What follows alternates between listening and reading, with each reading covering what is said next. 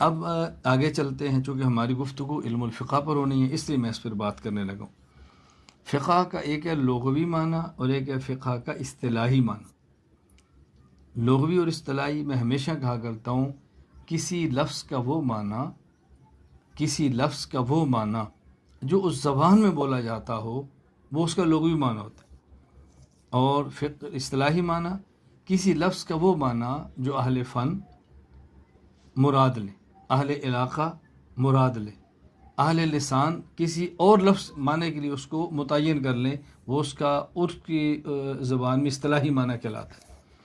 تو فقہ کا لغوی معنی امام ابو الفضل جمال الدین محمد بن مکرم ابن منظور الانصاری الفریقی رحمہ اللہ وفات 711 ہجری لسان العرب میں فرماتے ہیں الفقہ قال ابن الاسیر واشتقاقہ من الشق والفتح۔ یہ فقہ یہ مشتق ہے۔ فقہ کا معنی کیا ہے؟ اس کا معنی شقن اور اس کا معنی فتحن ہے۔ شقن کا معنی ہوتا ہے پھاڑنا اور فتحن کا معنی ہوتا ہے کھولنا۔ گویا جب قرآن کریم کی آیت کھلتی ہے تو اندر سے جو معنی نکلتا ہے اس کو فقہ کہتے ہیں۔ زمین جب پھٹتی ہے تو اندر سے ایک پودا نکلتا ہے اور وہ مقصود ہوتا ہے۔ اس کا معنی ہے کہ زمین مقصود ہی نہیں۔ میں اپنے موقع پر جب فقہ پر اعتراضات کے جوابات دوں گا میں اس بات کو مزید کھولوں گا۔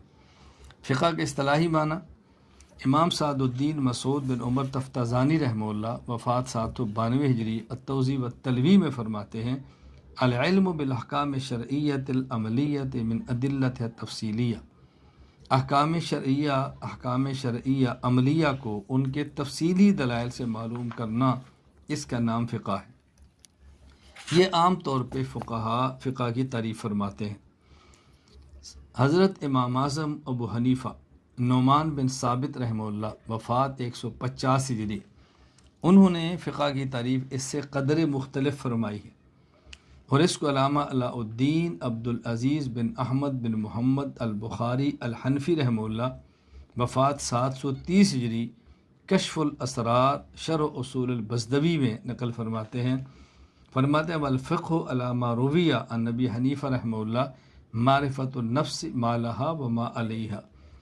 جو چیزیں انسان کے لیے مفید ہیں یا جو چیزیں انسان کے لیے مضر نقصان دہ ہیں اس کو جاننے کا نام فقہ ہے۔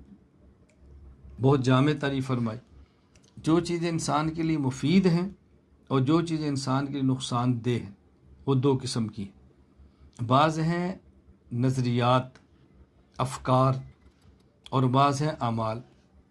کبھی انسان کے لیے مضر انسان کا نظریہ ہوتا ہے جس کو عقیدہ کہتے ہیں، کفر ہے، شرک ہے، تقدیر کا انکار ہے یہ، اور بسا اوقات انسان کے لیے نقصان دہ انسان کا عمل ہوتا ہے، زنا ہے، چوری ہے، شراب ہے۔ اسی طرح انسان کے لیے مفید انسان کا نظریہ ہوتا ہے توحید، رسالت، قیامت، ایمان، اسلام۔